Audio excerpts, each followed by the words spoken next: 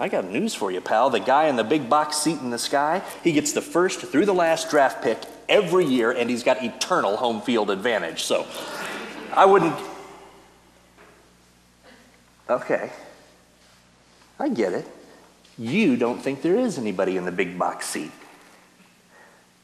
That's it, isn't it? It's not that you don't believe in me. You don't believe in him. You don't believe in God, right? It's okay. You can say it. It's all right. God won't mind. He won't mind? Well, sure. Why would he? Well, I thought maybe there might be lightning bolts and... Not again with the Old Testament stuff? Come on. It's okay. Admit it. Okay. I don't believe in God. Oh, man, you are so toast. What? I can't believe you just said that. Yeah, but you said... Oh, pneumatic tube, man. Wait a minute.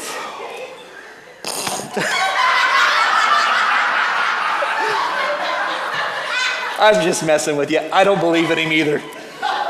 You don't... Well, I mean, I believe in God. I just don't believe in the God that's the same God as the God that you don't believe in, too. Could we go back a few pages? Because I am totally lost now. Why don't you believe in God? Well... It's okay, come on.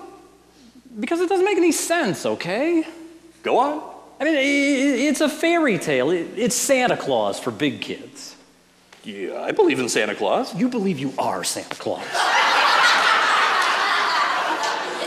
Yes, you. Yeah, fine. Look, it's a nice thought. It's comforting, especially in a world that's a big and scary and senseless place. I mean, we want it to mean something. We want our lives to mean something, but eventually, you got to grow up. And that means getting rid of God. The world is meaningless. It just is. The only thing that makes sense of the world is that it's senseless. You went to Sunday school. At least, okay? So there must have been a time when it was meaningful. So what happened? I grew up. When? There wasn't any single thing. Of course not. I mean, atheism is its own journey of faith, but there had to be something that tipped the scales. Aha. Look, I will sit way over here and promise not to touch any sharp objects, all right?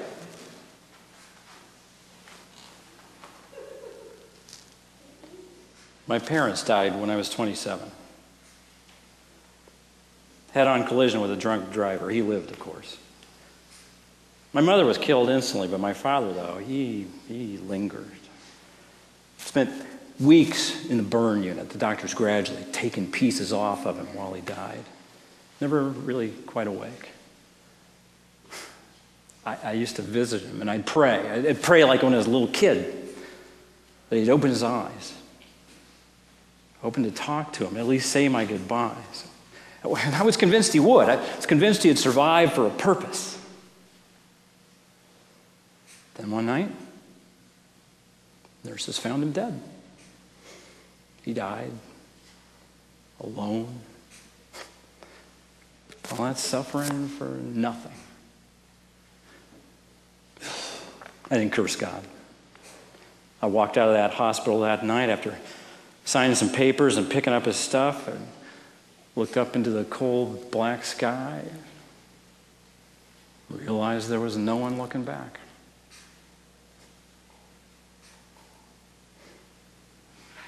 I'm sorry. For you. Not going to try to talk me out of it? Tell you that you're not feeling what you're feeling? What would be the point? It wasn't just my father, you know. Of course not. I mean, the world is full of suffering.